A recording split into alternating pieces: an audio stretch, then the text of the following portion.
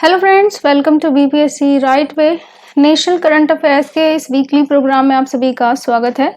हम इसमें देखते हैं कि कौन कौन से इम्पोर्टेंट खबरें रही हैं जिनसे आपके पेपर में, प्रीलिम्स पेपर में खास तौर पे क्वेश्चन आने की संभावना है।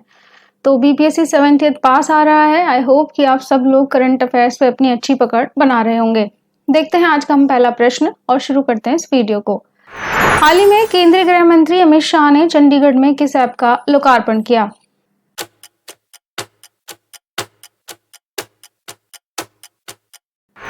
केंद्रीय गृह एवं सहकारिता मंत्री श्री अमित शाह ने चंडीगढ़ में 3 नए आपराधिक कानूनों के लिए ई साक्ष्य, न्याय सेतु, न्याय श्रुति और ई समन ऐप का लोकार्पण किया।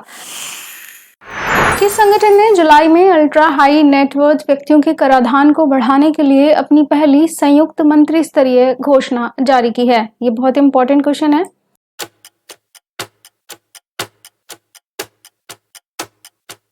20 देशों के समूह G20 के वित्त मंत्रियों और केंद्रीय बैंकरों ने कराधान पर पहली बार संयुक्त मंत्री स्तरीय घोषणा पत्र, अंतर्राष्ट्रीय कर सहयोग पर रियो डी जेनेरियो G20 मंत्री स्तरीय घोषणा पत्र जारी किया, जिसमें अत्यधिक धनवान व्यक्तियों पर प्रभावी कराधान के प्रति प्रतिबद्धता व्यक्त की गई।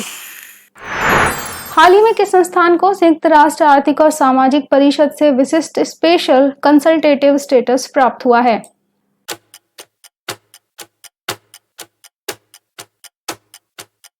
KIIT deemed to be university है और इसे सतत विकास लक्ष्यों यानी सस्टेनेबल डेवलपमेंट गोल्स के प्रति अपनी प्रतिबद्धता के लिए UN economic and social council से विशेष मान्यता मिली है।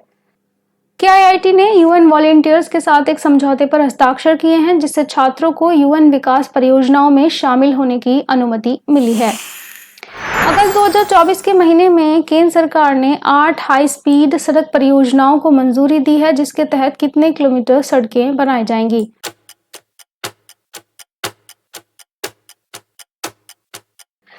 केंद्रीय मंत्रिमंडल ने 8 महत्वपूर्ण राष्ट्रीय हाई स्पीड कॉरिडोर परियोजनाओं को मंजूरी दी है, जिनकी कुल लंबाई 936 किलोमीटर है। भारत 2023 में वैश्विक कृषि निर्यात में किस स्थान पर रहा है?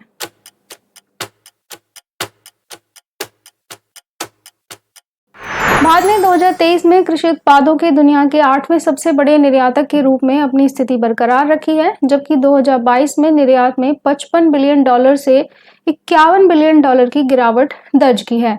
यह स्थिरता शीर्ष 10 निर्यातक देशों में से 7 में कृषि निर्यात में सामान्य कमी के बीच में आई है।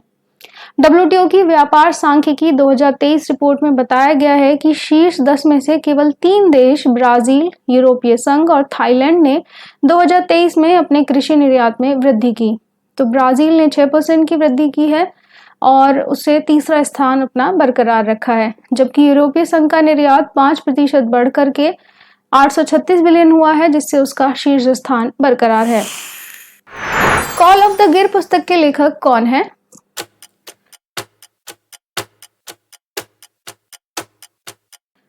नाथवानी ने यह पुस्तक प्रधानमंत्री मोदी को प्रोजेक्ट लॉयन और LOYON@2047 विजन फॉर अमृतकाल के पीछे दूरदर्शी होने के लिए समर्पित की। दोस्तों, यदि आपको हमारा वीडियो पसंद आ रहा है तो इसे लाइक करिए, अपने सुझाव हमें कमेंट बॉक्स में लिखकर भेजिए, इसे शेयर करिए उन लोगों तक जिन्हें इसकी आवश्यकता है और इस चैनल को सब्सक्राइब करना ना भूलिए। आपके इस रिस्पॉन्स के आधार पर ही हम आने वाले समय में अन्य वीडियोस को लेकर आएंगे। हाल ही में भारतीय नौसेना के जहाज INS तबर ने किसके साथ समुद्री साझेदारी अभ्यास का संचालन किया?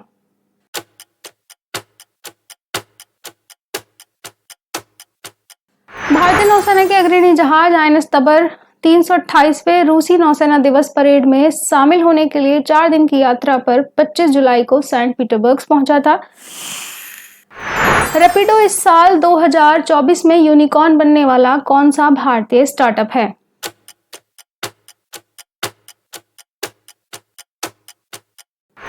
फिनटेक परफ्यूज और AI एपस्टार्ट कृत्रिम के बाद रैपिडो इस साल यूनिकॉर्न बनने वाला तीसरा भारतीय स्टार्टअप बन गया है। आपको बता दें कि ओला उबर के साथ प्रतिस्पर्धा करने वाली रैपिडो ने हर लेनदेन पर बुकिंग शुल्क या कमीशन लेने के बजाय अपने प्लेटफॉर्म पर ऑटो रिक्शा चालकों के लिए सदस्यता आधारित योजनाएं शुरू की हैं। भारत के पहले बहुराष्ट्रीय हवाई अभ्यास का नाम क्या है, जो अगस्त 2024 में आयोजित किया जाएगा?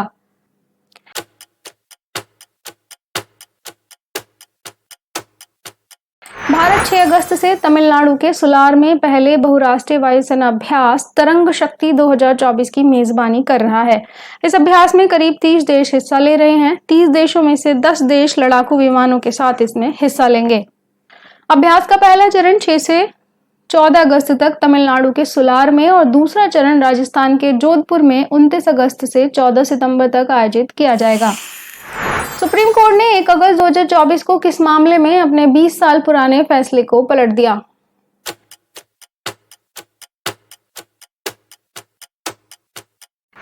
एक अगस्त को सुप्रीम कोर्ट ने रिजर्वेशन कोटे को लेकर अपना 20 साल पुराना फैसला पलट दिया है। मुख्य न्यायाधीश डीवाई चंद्रचूड़ के नेतृत्व में 7 न्यायाधीशों की पीठ ने राज्य के विधानमंडल द्वारा SC/ST के भीतर उपवर्गीकरण की अनुमति देने संबंधी फैसला सुनाया। सर्वोच्च न्यायालय ने 2004 के EV चनैया के फैसले को 6 के मुकाबले 1 मत वाले फैसले से खारिज कर दिया है। EV चनैया ने अपने फैसले में कहा था कि अनुसूचित जाति के आरक्षण का उपवर्गीकरण भर्तियों और सरकारी नौकरियों में स्वीकार्य नहीं है।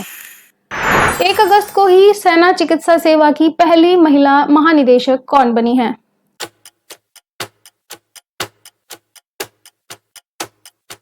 जुलाई को लेफ्टिनेंट जनरल साधना सक्सेना को आर्मी मेडिकल सर्विस का डायरेक्टर जनरल बनाया गया है। वे पदभार संभालते ही इस पद पर काम करने वाली पहली महिला बन जाएंगी। विश्व भर में प्रतिवर्ष अंतर्राष्ट्रीय बाघ दिवस कब मनाया जाता है?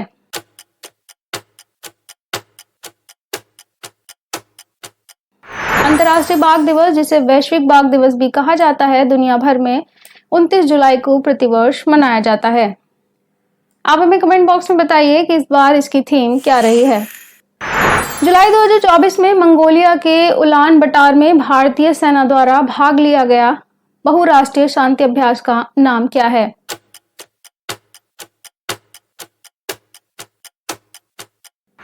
मंगोलिया के उलान बटार में 5 हिल्स ट्रेनिंग एरिया में जिस अभ्यास को 21वां संस्करण जिसका शुरू हुआ है, उसका नाम है खान क्वेस्ट।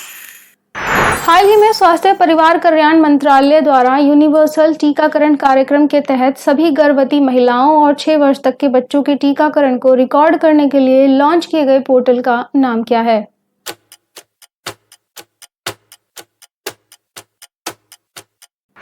स्वास्थ्य परिवार कल्याण मंत्रालय ने सार्वभौमिक टीकाकरण के लिए सभी गर्भवती महिलाओं और 6 साल तक के बच्चों का हर टीकाकरण रिकॉर्ड एकत्र करने यानी कलेक्ट करने के लिए एक ऑनलाइन वैक्सीन प्रबंधन पोर्टल जिसका नाम है यूविन लॉन्च किया है। तो इस हफ्ते के MCQ में बस इतना ही। फिर मिलते हैं आपसे नेक्स्ट वीडियो में। तब तक जुड़े रहें BPSC राइट वे के साथ। Thank you.